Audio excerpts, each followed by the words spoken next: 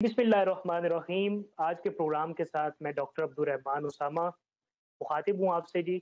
आज मल्टीपल मौज़ूआत हैं जिन पे बात करने के लिए हमारे साथ बरतानिया से चेयरमैन, पाकिस्तान प्रेस क्लब के चेयरमैन जनाब शेख इजाज़ अफ़ज़ल साहब तशरीफ़ रखते हैं और डेनमार्क से चेयरमैन कम्युनिटी फ़ोरम जनाब राजा गफ़ूर अफ़ज़ल साहब हमारे साथ तशरीफ़ फरमा है। दोनों मेहमानों का बहुत-बहुत शुक्रिया।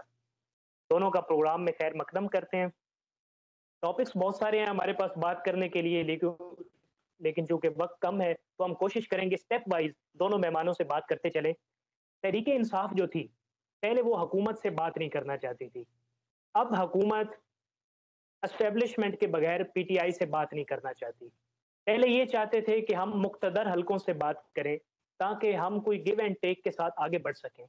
लेकिन अब जो हमारी हुकूमत है, उसका ये कहना है कि अब हम एस्टेब्लिशमेंट को ऑन बोर्ड लिए बगैर हम आगे आपसे बात नहीं कर सकते और ना आगे बढ़ सकते हैं। पहले दोनों जमातें एक दूसरे के तज़ाद बयानिए पे थी, दोनों के स्टांस में कंट्रडिक्शन था। कहीं न कहीं दोनों जमातें आपस में बैकडोर बातें ज़ाहिर है चलती रहती हैं, लेकिन जो अफ़वाहें की सूरत में वो टीवी पे आती हैं, हम सुनते रहते हैं। लेकिन चूँकि दोनों जो मुख्तलिफ जमातें हैं, उनके एक-एक आदमी ने टीवी पे आके भी स्टेटमेंट दी और नेशनल असेंबली में भी उन्होंने कहा कि अगर हम बात नहीं करते तो उसके बगैर आगे बढ़ने का कोई ऑप्शन नहीं है हमारे पास। मुल्क के वसी तर मफाद में जो अल्फाज इस्तेमाल किए जाते हैं हमारे पाकिस्तान की हुकूमत में और हमारे पाकिस्तान की गवर्नमेंट में, और मफाद तो वसी तर अवाम का कौन सा होता है, वसी तर मफाद तो सिर्फ और सिर्फ सियासी जमातों का अपना ही होता है, जिसका अल्टीमेटली नुकसान अवाम को भुगतना पड़ता है। तो इस हवाले से सिविल नाफरमानी की तहरीक इंसाफ ने पहली डेडलाइन दी थी।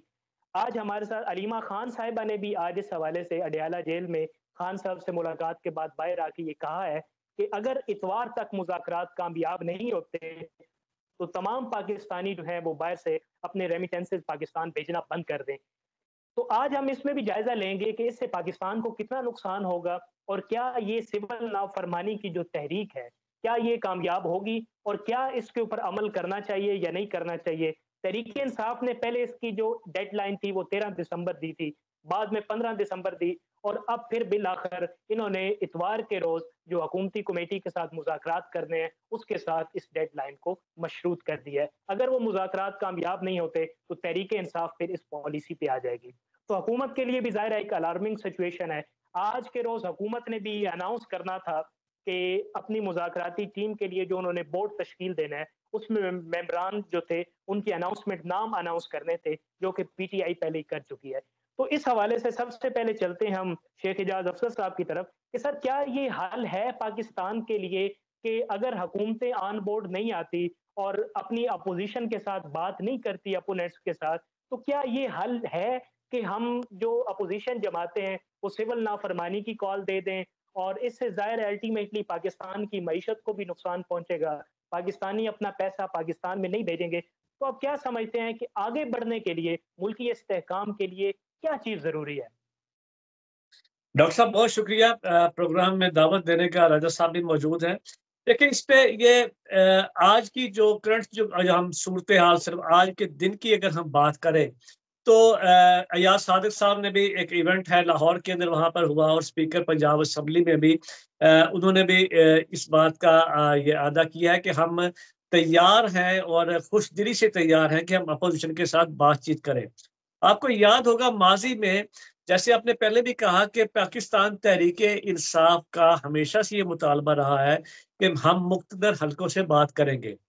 अब जो ये हुकूमत कहती है कि हम मुक़्तदर हलकों की हमायत के बगैर नहीं कर सकते, तो ये तो बात एग्ज़ैक्टली वही वाली आ गई है कि ये तो हमें पहले भी पता था कि बात तो वहीं ही होनी है, हुकूमत के साथ नहीं बात हो सकती और ना ही हुकूमत के पास इतना इख्तियार है कि वो इस बात को लेकर आगे चले। क्योंकि अब आप गुज़िश्ता भी आप देख लें कि जितने भी इक़दामात हो रहे हैं, अब अगर वो उसके अंदर ऑब्वियसली आशीर्वाद जब तक हर चीज़ ओके होती है तो सारी जो चीज़ें हैं हमारे इवन आप कह लें कि बैनुल-अक़वामी जो दौरे हैं, उनको देख लें, हमारी पाकिस्तान की इमदाद को देख लें, सारा जो स्ट्रक्चर है, वो हमेशा वहीं से ये अप्रूवल होने के बाद ही आता है। अब की जो सूरत-ए-हाल जो हम बता रहे हैं कि पाकिस्तान तहरीक-ए-इंसाफ की है, ज़ाहिर है मुझे जो अगर देखें इस बात में कोई शक नहीं है कि जब तक हुकूमत अपोजिशन के साथ डायलॉग का बाकायदा तौर पर यह संजीदा आगाज कहीं से भी इजाजत लेके करे, कहीं से भी अप्रूवल ले, उसके मंदरजात कोई भी हो, उसके अंदर कोई भी चीजें फाइनल की जाए कि ये होगी, जो मर्जी कमेटियां हो जाए। असल बात तो ये है कि क्या मुल्क को तरक्की पर लाने के लिए, मुल्क में सियासी इस्तेहकाम पैदा करने के लिए ये नहायत ही जरूरी है।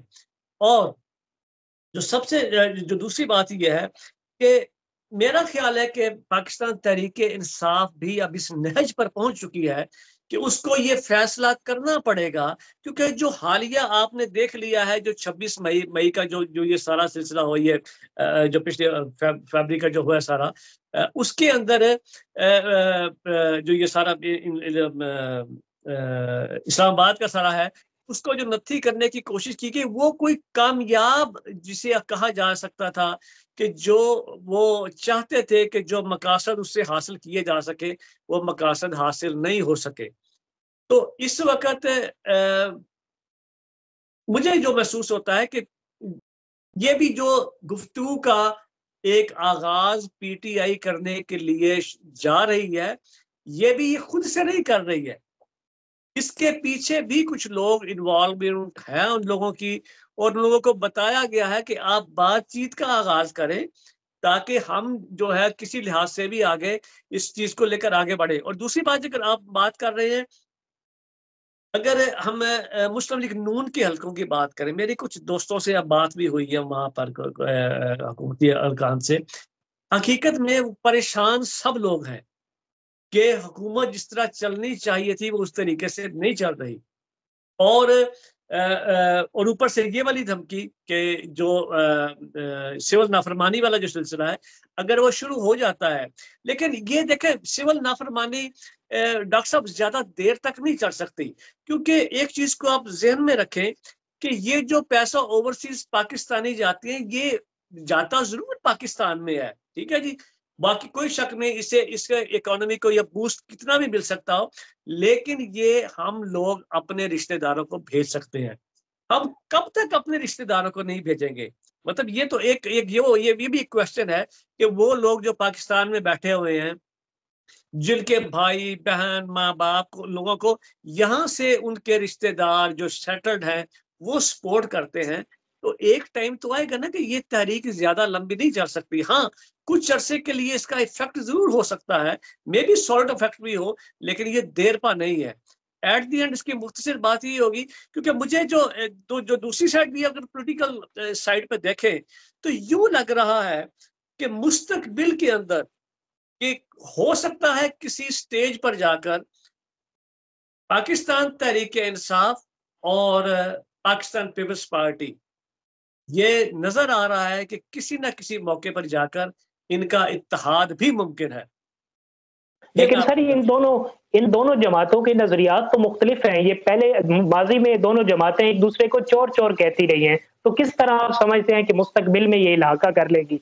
उसकी वजह पता है क्या है जी? उसकी वजह ये है कि आप अगर ये पिछले 4-5 दिन की जो सूरत-ए-हाल देख लें ना जी, पाकिस्तान, क्योंकि देखिए आपको याद होगा कि जब पीडीएम 1 और पीडीएम 2 बनी थी, इस पीडीएम 1 और पीडीएम 2 के अंदर एक एक आपने यकीनन सुनी होगी कि बिलावल भुट्टो साहब को दूसरी टर्म का वज़ीर-ए-आज़म बनाया जाएगा।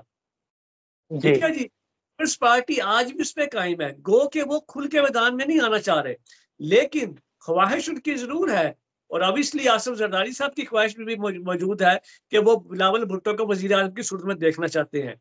और वो कब होगा?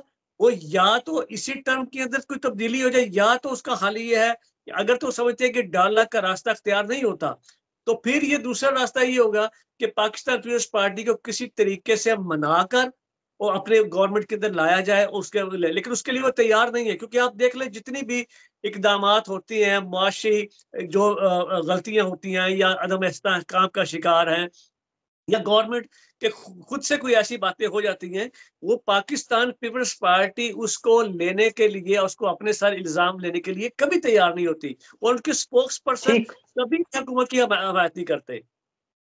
ठीक। राजा साहब की तरफ बढ़ते हैं, फिर वापस आएँगे। हमारे प्रोग्राम का एक दूसरा हिस्सा होगा, मदारिस की जो रजिस्ट्रेशन है, उस हवाले से भी बात करेंगे शेख साहब से। पहले मैं राजा साहब से जान लूँ राजा साहब, पीपल पार्टी बार बार ये कहती है कि हमारा इस हुकूमत के जो जब नेगेटिविटी की कोई बात होती है तो हुकूमत हमेशा ये सॉरी पीपल पार्टी ये कह रही होती है कि हमारा इस हुकूमत में कोई शराकत नहीं है, हम इस हुकूमत का हिस्सा नहीं है। अब चारों सूबों में इनके गवर्नर्स हैं, उसके अलावा चेयरमैन सेनेट इनका है, इनकी हर जगह पे इनकी नुमाइंदगी है। कि किस तरह कह सकते हैं कि इस हुकूमत ने अगर कोई गलत किया है, अगर अवाम को रिलीफ देने में ये हुकूमत नाकाम हुई है, तो किस तरह पीपल पार्टी ये क्लेम कर सकती है कि वो अवाम के साथ जो उसकी ज़बूहाली के जो कसूरवार हैं, वो पीटीआई सॉरी पीपल पार्टी नहीं है, सिर्फ नून लीग है।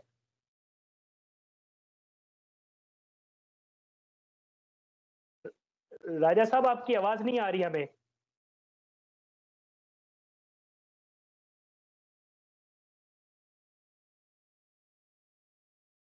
राजा साहब, हमें शेख साहब, आपको आवाज़ आ रही है राजा साहब की? मुझे भी आवाज़ नहीं आ रही राजा साहब की। अपना डॉक्टर चले साहब आपका बहुत अब शुक्रिया। मैं आपका शेख साहब का शुक्रिया। आपने जो बुनियादी सवाल किया, शेख साहब ने बड़ी तफसील से हर चीज़ का जो है उन्होंने जवाब दे दिया। मैं आपके बुनियादी सवाल की तरफ आता हूँ कि आपने अलीमा साहिबा का जिक्र किया कि वो सिविल नाफरमानी की तहरीक। अलीमा साहिबा की हैसियत क्या है? उनके पास पार्टी का कौन सा ओहदा है? इमरान खान पार्टी के चेयरमैन है, पार्टी इमरान खान साहब की है, जो चीज़ चलती है वो इमरान खान साहब की चलती है। वो काफ़ी पॉपुलर लीडर है, इसमें कोई शक नहीं है। उन्होंने, चूँकि उनका ये एक स्टाइल है, जब वो वज़ीर आज़म थे, जब वज़ीर आज़म नहीं थे, जब वो इस्लामाबाद में तकारीर किया फरमाया करते थे, फरमान फरमाया करते थे कि बिल फाड़ दो, बिजली के बिल ना दो, गैस के बिल ना दो। तो डॉक्टर साहब उस पीरियड से लेकर इस पीरियड तक ये हरकतें होती आ रही हैं। पाकिस्तान के सब सियासतदानों की मैं बात नहीं कर रहा हूँ, जिन लीडरान की आप बात करें, ये मुनाफिक तरीन शख्स हैं सारे। इन्होंने ओवरसीज को बेवकूफ़ बनाया हुआ और अब बनने के लिए तैयार है। लेकिन जो बंदा खड़े होकर कहता है कि मुझसे जो है पैसे अपने मुल्क पे ना भेजे, डॉक्टर साहब अपना शेख साहब ने बताया कि पैसे गो के जरिए मुबादला होता है, मुल्क पाकिस्तान को, स्टेट को फ़ायदा होता है, लेकिन अपने अजीज़ों कारों को लोग पैसे भेजते हैं। जब बंदा अपने मुल्क के साथ लायल नहीं है, वो मेरे और आपके साथ कैसे लायल हो सकता है? सबसे पहले स्टेट है, सबसे पहले पाकिस्तान है, उसके बाद बहुत सारी बातें सियासत होती रहेगी। पाकिस्तान कायम दायम इंशाल्लाह रहेगा।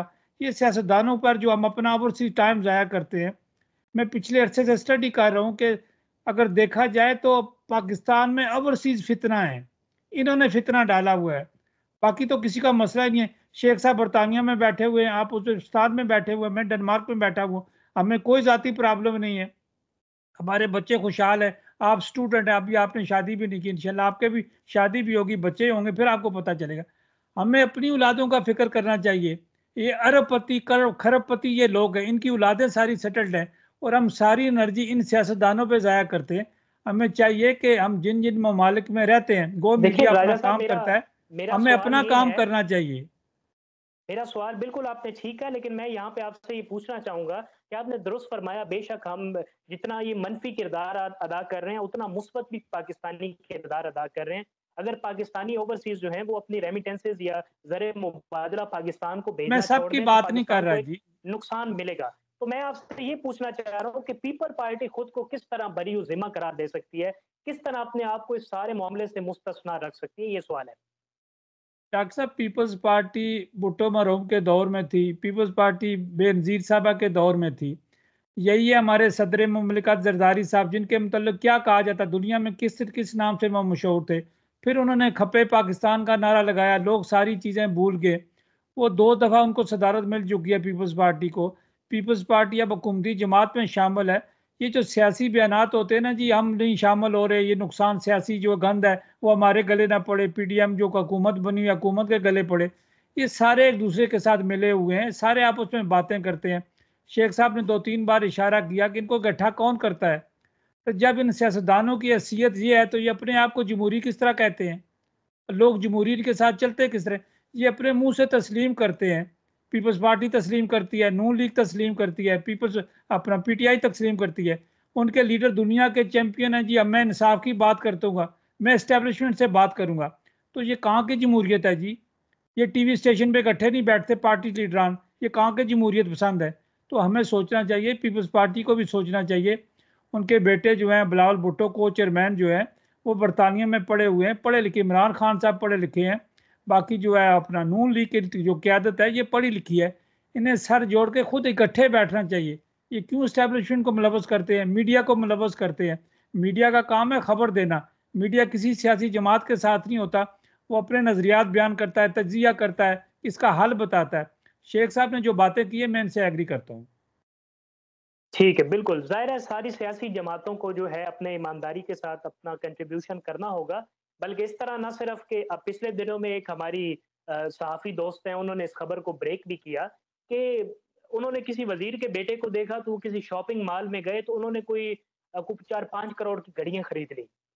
आराम से उन्होंने 4-5 करोड़ की जाके घड़ियाँ खरीद ली और वो कोई 8-10 घड़ियाँ होंगी ब्रांड की। उन्होंने खरीद ली और उनको कोई फ़र्क भी नहीं पड़ा। वो लेके गए उनको सर बात का मकसद ये है कि इन सियासी जमातों को गरीब अवाम कंसर्न नहीं है इनका। गरीब अवाम के साथ कोई दिलचस्पी नहीं है। ये एक 75-78 साल से एक ड्रामा रचा के बैठे हुए हैं कि अवाम को जो स्क्रीन के सामने दिखाया जाता है, वो बैकग्राउंड पे ये रियलिटीज़ नहीं है। ख़ैर हमें दूसरे सेगमेंट की तरफ प्रोग्राम में आगे बढ़ना है। मदारस रजिस्ट्रेशन का जो मसला है, वो दिन ब दिन तूल पकड़ता जा रहा है। आज मौलाना फजल रहमान साहब ने जो प्राइम मिनिस्टर हैं शहबाज शरीफ उनसे भी मुलाकात की है, तो बज़ाहिर यही था कि काफ़ी सैटिस्फाइड लग रहे थे मौलाना फजल रहमान। लेकिन मौलाना फजल रहमान काफ़ी दिनों से ये गिला शिकवा करते आ रहे हैं कि मदारस का जो बिल है जो रजिस्ट्रेशन का उसको मंजूर किया जाए। जब एक ऐवान से पास हो गया तो उसके बाद इस पे जो प्रेसिडेंट हैं वो सिग्नेचर क्यों नहीं कर रहे? जब सिग्नेचर करेंगे तो तब ही ज़ाहिर है वो कानून का हिस्सा बन सकता है। तो इसके बिल्कुल बरअक्स जो है ताहिर अशरफी साहब उनका मौक़िफ़ बिल्कुल मुख्तलिफ आ रहा है। तो ज़ाहिर है वो अगर टेक्निकली आप देखा जाए तो ये 2 मसालिक की आपस के मुख्तलिफ राय है। मौलाना ताहिर अशरफी साहब एक बरेलवी मकतबा फ़िक्र से ताल्लुक़ रखते हैं। मौलाना फजल रहमान साहब देवबंद मकतबा फ़िक्र से ताल्लुक़ रखते हैं। लेकिन यहाँ पे शेख साहब मैं आपकी तरफ आऊँगा, सवाल ये है अगर दोनों किसी भी जमात से ताल्लुक़ रखते हैं, किसी भी मसलक और पॉइंट ऑफ व्यू से, स्कूल ऑफ थॉट से ताल्लुक़ रखते हैं, डज़न्ट मैटर।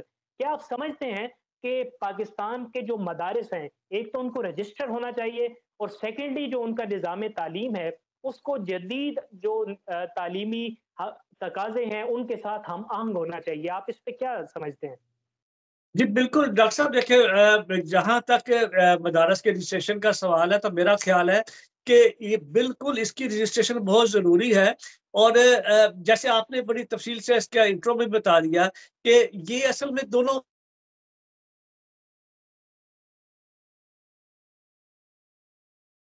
डॉक्टर साहब लगता है कि शेख साहब का राब्ता मुनक़ता हो गया है। जी, नहीं, नहीं आ गए हो जी। नहीं। जी, आप आ रही है आवाज़ जी? जी आ रही जी है, जी सर। साफ आ रही है। जी, वो असल में एक कॉल इनसाइड आ रही थी। तो वो बात ये है जी कि ये मसालिक के दरमियान बिल्कुल आपने सही इसमें गुफ्तगू की है कि ये दोनों डिफरेंट मसालिक से ताल्लुक़ रखने वाले लोग हैं। दोनों के अपने-अपने एक नुक्ता नज़र है उनका कि वो इस तरीके से उसको चलाना चाहते हैं। लेकिन देखिए जहाँ तक एक पहले भी आपको याद होगा एक बात उड़ी थी कि जी हुकूमत पर बैनुल अक़वामी एक प्रेशर भी है। लेकिन हालाँकि क्योंकि देखिए ये माज़ी में भी आपको भी याद होगा जब अफ़गानिस्तान वार हुई थी, तो उस वक़्त भी कहा जाता था कि मदारस के जो तालिब-इल्म थे और उनका बड़ा किरदार था इसके अंदर, अफ़गानिस्तान वार के अंदर वहाँ से लोगों को तरबियत दी जाती थी। तो ये भी एक एक्सपेक्ट इसी हाल के अंदर भी गो के ये चीज़ें मंज़िल-ए-आम पर नहीं आई, लेकिन इसके बारे में कहा गया। मौलाना फज़ल रहमान के साहब के साथ जब ये नेगोशिएशन चल रही थी 26वीं तरमीम की, तो उस वक़्त जितनी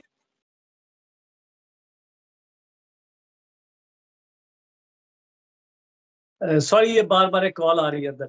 तो वो जो मीटिंग्स इसके अंदर की थी बिलावल भुट्टो साहब ने, उसके अंदर उन्होंने पूरा उनको यकीन दिलाया था जी कि ये मदारस वाला जो बिल है, ये बिल्कुल हम इसको मंज़ूर करेंगे और उनको रजिस्टर्ड करेंगे। लेकिन असल इम्पोर्टेंट चीज़ ये है कि क्या इन मदारस में जदीद उलूम के मुताबिक और जदीद तकाज़ों के मुताबिक यानी अब दुनिया कंप्यूटर पे चली गई है, कंप्यूटराइज़्ड दौर आ गया, क्या वो तमाम तालीमात और वही तकरीबन जो सिलेबस जो पाकिस्तान के दूसरे स्कूल्स में और कॉलेजेस में पढ़ाया जाता है, क्या उसी को मेयार बनाया जा सकता है वहाँ पे? मैं समझता हूँ कि अगर इस चीज़ को ये लेकर चले तो इसमें कोई शक नहीं कि एक मदरसे में से एक पढ़ा जाने वाला तालिब-इल्म जहाँ दीनी तालीम पर अबूर हासिल कर चुका होगा, वहाँ पर वो जदीद जो है वो उलूम है उससे भी आरास्ता होगा। तो ये मेरा तो ये मानना है इसके ऊपर, इसके करने में कोई अर्ज़ नहीं लेकिन इन पर चेक एंड बैलेंस का एक सिस्टम भी होना चाहिए, जो बेशक हुकूमत के अंडर ही हो, जो इस पर नज़र-ए-षानी रह सके कि क्या कि वाक़यातन जो इनके लॉस बनाए गए हैं, जो कवानीन बनाए गए हैं, या जो दर्जात है, या जो ये एक बिल पास करके किया गया, उसकी क्या शिकें हैं, क्या उसके मुताबिक ये मदरसे अपना किरदार अदा कर रहे हैं, या सिर्फ और सिर्फ ये कि वो दीनी तालीम के मुताबिक इकट्ठा करते हैं और उसके जो फंड्स अवेलेबल होते हैं उसका ये सिलसिला चलाने की कोशिश की जाती है। बिल्कुल, आपने शेख साहब बहुत इसका मुदल्लल जवाब दिया, मैं आपसे 100% इत्तेफ़ाक करता हूँ। आपने बिल्कुल दुरुस्त फ़रमाया कि ये जो है सब के सब मदारिस जो हैं, ये रजिस्टर्ड होने चाहिए क्योंकि मदारस का जो मकसद है, वो पहले ज़माने में अगर आप इमाम गज़ाली के ज़माने से लेके आप कुछ साल कबल तक, 100 साल कबल या 80-90 साल कबल तक, अब तक भी माज़ी करीब में भी इस तरह के मदारिस रह चुके हैं कि जहाँ पे जो तुलबा पढ़ के निकलते थे, वो न सिर्फ़ दीनी उलूम के माहिर होते थे, बल्कि दुनियावी उलूम के भी, साइंसेज़ के, मैथमेटिक्स के भी माहिरीन बन के निकलते थे और वो बिल्कुल। दुनिया के मुख्तलिफ शोबाए ज़िंदगी में अपना-अपना किरदार अदा करते थे। उनमें से कोई डॉक्टर बन के निकलता था, कोई पीएचडी करके निकलता था, कोई इंजीनियरिंग करके निकलता था। तो ये मदारिस में बल्कि आज से 1000 साल पुरानी जितनी तारीख देख लें, उसमें से फिर बहुत सारे लोग निकलते थे। आप देख लें इमाम गज़ाली न सिर्फ़ दीन उलूम दीनिया के सिर्फ़ सिर्फ़ माहिर थे, बल्कि उसके अलावा वो दुनियावी बहुत सारे उलूम के भी माहिर थे। इसके अलावा इमाम जाफ़र अस-सादिक के जो पहले शागिर्द थे, वो सही। उन्होंने मेडिकल साइंस की बुनियाद रखी, उन्होंने केमिस्ट्री की बुनियाद रखी, वहाँ से बिगिनिंग हो गई थी। तो उस वक़्त मदारिस का एक ऐसा कलेक्टिव एजुकेशन का सिस्टम था कि जहाँ पे दीनी और दुनियावी तालीम को बाहम यकजा करके तुलबा को पढ़ाया जाता था। वहाँ से न सिर्फ़ ज़माने के इमाम और शयूख निकलते थे, बल्कि वक़्त के बड़े-बड़े साइंसदान भी बन के निकलते थे। मैं इसी हवाले से बात करने के लिए राजा साहब की तरफ बढ़ूँगा। राजा साहब आप क्या कहते हैं कि क्या दुनियावी तालीम और दीनी तालीम को मदारिस में यकजा करके तुलबा को पढ़ाना चाहिए या नहीं? डॉक्टर साहब आपने जो अभी तबसरा किया है ये सारा बिल्कुल दुरुस्त है। इसी तरह तुलबा पढ़ के निकला करते थे, इंजीनियर बनते थे, डॉक्टर्स बनते थे, पीएचडी करते थे। अब जो आपका बुनियादी सवाल बनता है मौलाना फजल रहमान साहब का मदारस का, अब देखें जो पाकिस्तान का आइन कहता है तो हम तो इस मुल्क में रहते हैं, हम तो आइन की पाबंदी करते हैं, हम पाकिस्तान की स्टेट की जो है वो हमायत करते हैं। जो पाकिस्तान का कानून है उस कानून के तहत होना चाहिए। जरदारी साहब के पास बिल गया, उन्होंने सभी साइन नहीं किया। उससे पहले आरिफ अलवी साहब सदर थे, वो 4-4 6-6 महीने 2-2 साल वो उन्होंने बिलों पे साइन नहीं किए। इसी तरह ऑर्डर्स पर चलते रहे। जब मौलाना साहब पर प्रेशर आया कि 18,000 मदरसे एक तरफ हो गए हैं, मैं तो अकेला अब रह गया हूँ, मेरी वो जो पावर थी वो ख़त्म हो गई है, तो अब वो थ्रेट देने के काबिल भी नहीं रहे। पहले कुछ दिन पहले वो थ्रेट कर रहे थे कि जनाब अगर ये नहीं हुआ तो मैं ये कर दूंगा, मैं 4 दिन की मोहलत देता हूँ। फिर वो नवाज शरीफ साहब से मिलने की तरफ चल पड़े, शहबाज शरीफ साहब से मिलने की तरफ चल पड़े।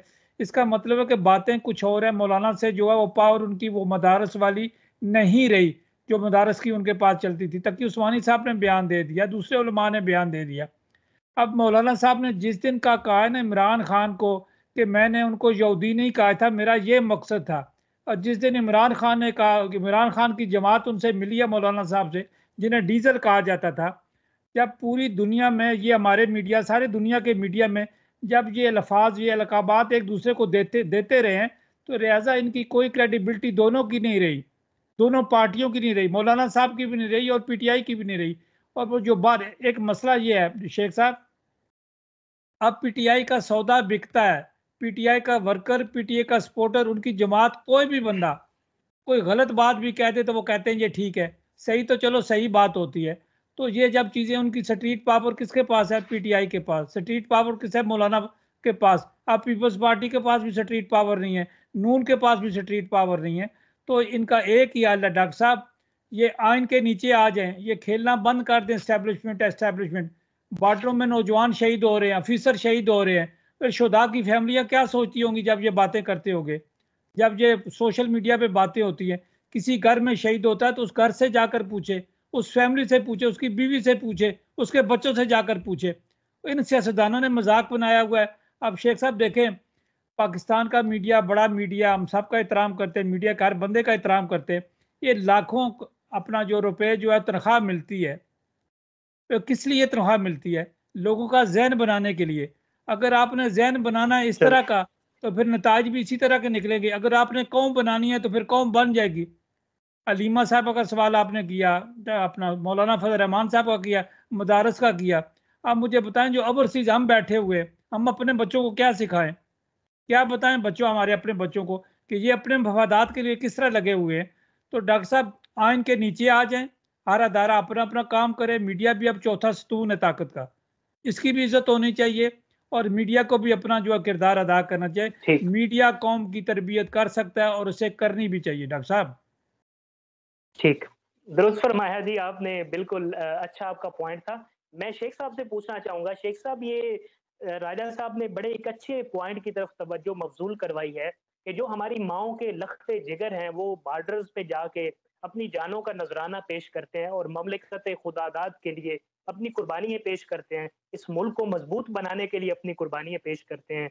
इस मुल्क की सालमियत और इंटेग्रिटी को वो फ़ख्र के साथ माएँ कहती हैं कि इस तरह के हज़ार भी सीने हों, तो हम इस मुल्क की सालमियत के लिए, इस मुल्क के इक़दार को बचाने के लिए हम ऐसे हज़ार सीने भी अपने बेटों के कुर्बान करने के लिए तैयार हैं।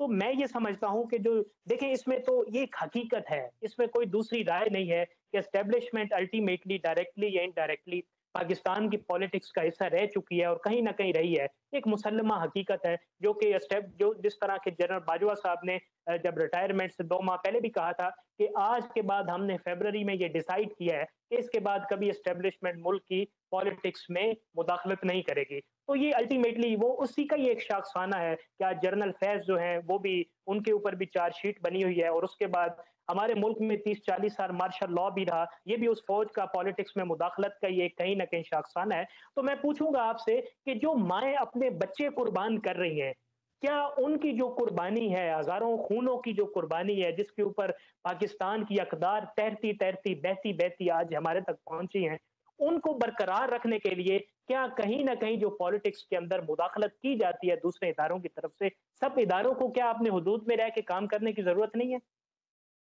डॉक्टर साहब बिल्कुल आपने बड़ी अच्छी बात की। देखिए वही बात है कि हमारा दिल भी उन खून की आंसू रोता है जब हम देखते हैं कि बॉर्डर्स पर शहादतें हो रही है। आपका केपी के हो, बलूचिस्तान हो और ये जो दूसरे जो जो कबायली इलाके हैं जहाँ पर हुकूमती रिट जो है वो कायम करने की कोशिश की जाने में हज़ारों हज़ारों जो हमारे फौजी जवान हैं, जो इंटेलिजेंस इदारे हैं, उनके पुलिस डिपार्टमेंट जिन्होंने कुर्बानियाँ दी हैं और ये लातादाद कुर्बानियों की दास्तान है। आप ऑब्वियसली बिल्कुल देखिए, आप जब उनकी फैमिली को देखेंगे तो वो क्या सोचते होंगे कि यार ये जो लोग पलटे, और फिर उसके बाद बाज़ औक़ात जो सियासतदान है वो कितने मज़ाक़-ख़ेज़ के बयानात दे देते हैं हमारे हमारे जो शोहदा के मुतालिक, वो भी उसको जितना भी कंडेम्प्ट किया जाए उतना ही कम है। तो बात ये है जी कि लेकिन असल मसला फिर वही आ जाता है कि जब तक इस मुल्क में जमहूरी इक़्तिदार को पनपने नहीं दिया जाएगा, ये सिलसिला इसी तरह जारी और सारी रहेगा। हर इदारा अपने अब देखें ना, अब जुडिशल सिस्टम है हमारा, जुडिशल सिस्टम को देख लें। अब माज़ी की भी तरह आप जुड़े तो किस तरीके से हमारे जो इदारों को इस्तेमाल किया जाता है, और ये जो सियासतदान कहे कि हम अपने आप को बरी-ए-ज़िम्मा कह लें, तो ये बरी-ए-ज़िम्मा नहीं हो सकते। इदारों की इन्वॉल्वमेंट आप जब भी देख लें, इदारे उस वक़्त इन्वॉल्वमेंट करते हैं जब सियासतदान कहते हैं कि आइए आकर इन्वॉल्वमेंट करें। अदरवाइज़ कभी इन्वॉल्वमेंट नहीं करते वो। वो अपनी-अपनी जगह पर रुके हुए हैं। इन्वॉल्वमेंट करने के लिए उन्हें मौक़े फ़राहम किए जाते हैं और वो उसकी वजह क्या है? उसकी वजह है सियासतदानों की आपस में अदम इत्तेफ़ाक। जिस दिन तमाम सियासतदान बैठकर उसी 99 के अल्फ़ाज़ लिखे हुए कौमी असम्बली के उसके हाल के अंदर बैठकर इस बात का इरादा कर लेंगे कि आइए हम बैठकर अपने मसाइल को खुद हल करें। हमें एस्टेब्लिशमेंट या जुडिशल सिस्टम, हमें उनका सहारा नहीं चाहिए, हम अपने मसाइल खुद हल कर सकते हैं। और जब वो इस बात पे, असल बात ये है जी कि जैसे उस दिन भी डिस्कशन हो रही थी कि वहाँ पर एक अजीब मंज़रनामा है कि वो शौकनों वाला हिसाब होता है। एक मतलब हमने और इन लोगों ने माज़ी से कभी कुछ नहीं सीखा। आप देख लें 80s की सियासत देख लें, 88 की सियासत देख लें, ठीक है? 90 की सियासत देख लें, मोहतरमा बेनज़ीर भुट्टो शहीद जब वो हुई, अपना ज़िया उल हक साहब की देखिए मजलिस शूरा, उस वक़्त से ये सिलसिला चला आ रहा है और एक्सक्यूज़ मी, और ये रुकने का नाम नहीं ले रहा। और अब अगर मुज़ाकरात की बात हुई है तो मेरा ख़्याल है कि ये तमाम जितनी भी सियासी जमातें हैं, इनको आज ये तहैया कर लेना चाहिए। अगर ये मुज़ाकरात की बात वही बात है कि उनसे पूछे बगैर अगर ये मुज़ाकरात काम आपस में बैठ जाएँ और कि आइए जी मिलकर इसको बुलाते हैं। खान साहब भी सोचे इस बात पे मियां मोहम्मद नवाज शरीफ साहब भी सोचे, जरदारी साहब भी सोचे, तमाम जो बड़ी सियासी पार्टियां हैं वो मिलजुल के बैठेंगे कि आइए अगर हमने मुल्क को तरक्की की तरफ का, जो सबसे आज जो एक और चीज आप देख रहे हैं ना, आज आपको वो एक जो नई न्यूज आ गई है, आपका जो मिसाइल सिस्टम है उसके ऊपर आज ऑब्जेक्शन हो गया जी अमेरिका की तरफ से। जी ये देखें कि हम जा किस तरफ रहे हैं। इस टाइम के ऊपर कौमी यकजहती की जरूरत है। तमाम सियासी पार्टियों को मिलकर ये फैसले करने होंगे, आप तब दुनिया को जवाब दे सकेंगे। वरना जब वो देखते हैं कि यार ये तो आपस में लड़ रहे हैं, और आप हम जो कर्जों के जो है वो कशकोल लेकर हम जो बड़े बड़े ममालिक हैं उनके सामने हम भीख मांग रहे ठीक होते हैं। तो जो जो ठीक। कौमें इस तरह भीख मांगती हैं तो उनको फिर इसी तरह होता है। फिर वही कहते हैं कि जब, और बिलखसूस वही बात है कि जब आप ये कौमें हमारी जो अपना एहतसाब खुद नहीं करती, तो फिर डॉक्टर साहब, राजा साहब, फिर मुतसिब बाहर से भेजे जाते हैं। फिर हमारे लोगों का एहतसाब बाहर वाले करते हैं। हम जितना मर्जी बुलंदोबाग दावे कर लें, फिर रेमंड डेविस भी आएगा तो वो एक दिन में छूट के चला जाएगा। तो ये होगा, डिसीजन आपको करना पड़ेगा। और यही वो लम्हा फिक्रिया है कि जिसके ऊपर आप आज बैठकर सोच लें तो शायद हमारी आइंदा आने वाली नस्लें इस मुल्क के अंदर बड़े आराम से अपनी जिंदगी गुजार सके। वरना ये सिलसिला जारी और सारी, मैं, आप, राजा साहब, हम सब लोग तो ओवरसीज में बैठे हैं। हमारे तो बच्चे जब ये सूरत हाल देखते हैं, पाकिस्तान की टेलीविजन देखते हैं, वो कहते हैं daddy daddy we don't want to go there, कि वहां पे क्या होता है। तो ये इन लोगों को सोचना पड़ेगा। बिल्कुल ठीक है, हमें सबको अपने-अपने फैसले करने पड़ेंगे कि हमने पाकिस्तान को किस सिम्त लेके जाना है। राजा साहब प्रोग्राम को क्लोज़ कर रहे हैं। आप मुझे आखिरी बस क्विकली आप आंसर कर दें, फिर हम प्रोग्राम को क्लोज़ करते हैं, वक़्त ख़त्म हो रहा है। ये आप बताएँ कि पाकिस्तान को वो कौन-सी ऐसी वैल्यूज़ हैं या फिल फॉर इक़दामात हैं, जिनके ज़रिए हम पाकिस्तान को इस तरह से मज़बूत कर दें कि बाहर से, जिस तरह शेख साहब ने ज़िक्र किया कि जिस तरह में इन एक्सटर्नल प्रेशर आता है, बैरूनी डिक्टेशन आती है, वो आना बंद हो जाए और हम अपने मामलात खुद से हैंडल कर सकें। डॉक्टर साहब कोई डिक्टेशन नहीं देता। जब आप डिक्टेशन लेना चाहते हैं, मैं इमरान खान साहब की मिसाल देता हूँ कि वो जेल में बैठकर अगर चीफ ऑफ आर्मी स्टाफ को धमकियाँ दे सकते हैं, तो जब वो वज़ीर आज़म पाकिस्तान से तो डिसमिस करके क्यों नहीं गए? एक डायरी उठा के क्यों नहीं चले गए? उनके पास पावर थी, वो सुप्रीम कमांडर थे। चीफ ऑफ आर्मी स्टाफ कौन लगाता है? वज़ीर आज़म पाकिस्तान। इंटेलिजेंस का चीफ कौन लगाता है? सदर मुमलकत भी उनके, वज़ीर आज़म भी वो खुद बने हुए। तो जो क्रिटिसाइज़ किसको कर रहे हैं? पहले दिन जब वो वज़ीर आज़म बने तो GHQ में कौन गया था? तो ये सारी चीज़ें जो है ना कौम को याद रखनी चाहिए कि देखिए अपने-अपने हिस्से का काम करें। वज़ीर आज़म साहब अपने हिस्से का काम करें, सदर मुमलिकत अपने हिस्से का काम करें, मीडिया अपने हिस्से का काम करे। सारे अपने-अपने हिस्से का काम करते हैं। शेख साहब को भी बेहतर पता है, मुझे भी पता है, आपको भी पता है। कितने लोगों को आर्मी में सज़ाएँ होती हैं, कोर्ट मार्शल होता है, सिपाही से लेकर जर्नैल तक के कोर्ट मार्शल होते हैं। अभी लेटेस्ट मिसाल फैज़ हमीद साहब की है, उन पे चार्जशीट नहीं हुई। ये जो मीडिया है ना डॉलरों के लिए, ये यूट्यूब चैनल्स बन गए हैं। सिर्फ नीयत होती है कि हमने डॉलर कमाने हैं। तो जब डॉलर कमाना ही नीयत है, सोशल मीडिया पे जो अब ये नीयत है, ये वो ऐसी खबरें सनसनी फैलाते हैं। अब मुझे बताएं शेख ठीक। साहब, आप डॉक्टर साहब बताएं कि जो भी हमारे जो मुक़्तदर हल्के हैं, वज़ीर आज़म साहब हो गए, अपोजिशन लीडर हो गए, जितने भी वज़ीर हैं हमारे, जितने भी नए सियासी जमातों से लेकर छोटी से बड़ी से लेकर, इनकी सोशल मीडिया में जितनी तज़लील होती है, इनको सियासत करनी चाहिए, इन्हें चुप करके घर में बैठ जाना चाहिए। इनकी फैमिली की जितनी सोशल मीडिया बेइज्जती करता है, लोग तो एक दफ़ा होए के तो लोग क्या ना क्या कर देते हैं हम लोग। लेकिन ये सारा दिन अपनी बीवियों को भी गालियाँ पड़वाते हैं, अपने माँ-बाप की भी बेइज्जती करवाते हैं। मुझे समझ नहीं आती कि सियासत में मज़ा क्या है? तो डॉक्टर साहब ये फिर मुलाज़िम जो है वो किसके हैं? जहाँ आप मुलाज़मत करते हैं फिर बात आप उसी की मानते हैं ना? बिल्कुल सही कहा आपने, हमारे प्रोग्राम का वक़्त ख़त्म हो रहा है, तो बिल्कुल आपने दोनों मेहमानों ने दुरुस्त कहा कि सबको फैसला करना है, अपनी-अपनी जगह पे सबको देखना है कि उन्होंने किस सिम्त ट्रैवल करना है। अब वो 80s या 90s की जिसकी शेख साहब ने भी बात की, आपने भी बात की, तो अब 80s की सियासत नहीं रही, 90s की पॉलिटिक्स नहीं रही कि जब आप कौम को उल्लू बना के अपने गलत बयानिए का चूरन बेच के और पॉलिटिक्स करके आप पाकिस्तान की आवाम को गुमराह करते थे और अपने बैंक बैलेंस भरते थे। सब लोगों ने अपनी-अपनी सियासत की नज़र पाकिस्तान की सालमियत को कर दिया, इसमें कोई शक नहीं है। आज भी वक़्त है, अभी पाकिस्तान में अभी भी डिसाइड करने के लिए हमारे पास वक़्त है कि हमने किस सिमत अपनी जो सिमतें हैं उनका तयन करना अभी बाकी है। सब इदारों को इस चीज़ का तयन करना है अगर देखिए बीइंग अ पाकिस्तानी 25-26 करोड़ अवाम जो है या 30 करोड़ जो अवाम है, उसको ये अब भी तहैया करने की ज़रूरत है कि जो हमारे अकाबिरीन होंगे, हमारे लीडर्स होंगे, हमारे सियासतदान होंगे, उन्होंने हमारे ऊपर हुकूमत करनी है, हमने इस निज़ाम को बदलने की जंग लड़नी है।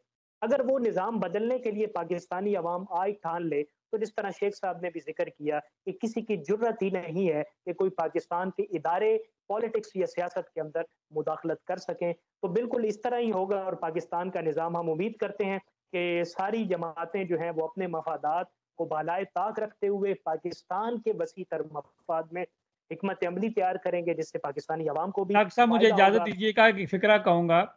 डॉक्टर साहब जी, एक दफ़ा हमने प्रोग्राम किया मीडिया पर तो सब जमातों के सदूर को बुलाया, जितनी जमातें हैं जो होती। तो मैंने सवाल किया कि जी आप फ़लाँ जमात के हैं, फ़लाँ जमात के हैं, तो आप अपनी जमात का मुझे आइन पढ़ के सुनाएँ, आपकी जमात का आइन क्या कहता है? इसी तरह पाकिस्तान के सियासी जमातों को लीडरों से पूछें आपका आइन क्या कहता है? इन्हें अपने आइन की के बारे में नहीं पता, तो सर उनको पाकिस्तान बिल के का आइन नहीं के पता बारे में होता। क्या सोचेंगे? सर असेंबली में जो बिल पास होते हैं कभी आज तक किसी ने बिल नहीं पढ़ा, बिल की कॉपियां नहीं दी जाती। पाकिस्तान के अंदर जमहूरियत तो नाम की भी नहीं, आप सबको पता है। तो डेमोक्रेसी को दोबारा से असर नौ स्ट्रॉन्ग करने की जरूरत है। हमारी जो छुपी हुई भूली बसरी अकदार हैं उनको रिवाइव करने की जरूरत है। अल्लाह ताला हमारे मुल्क का पाकिस्तान का हामी नासर हो। आप दोनों मेहमानों का जनाब शेख एजाज अफजल साहब जो कि चेयरमैन थे पाकिस्तान प्रेस क्लब बरतानिया के, आपका बहुत बहुत शुक्रिया। चेयरमैन कम्युनिटी फोरम डेनमार्क राजा गफूर अफजल साहब, आपका बहुत बहुत शुक्रिया। आप दोनों अहबाब ने अपनी कीमती राय दी। नाजरीन आपके ऊपर हम छोड़ते हैं कि आपने राय इसका फैसला करना है कि क्या दुरुस्त है क्या गलत है। बहुत बहुत शुक्रिया। अस्सलाम वालेकुम वरहमतुल्लाह।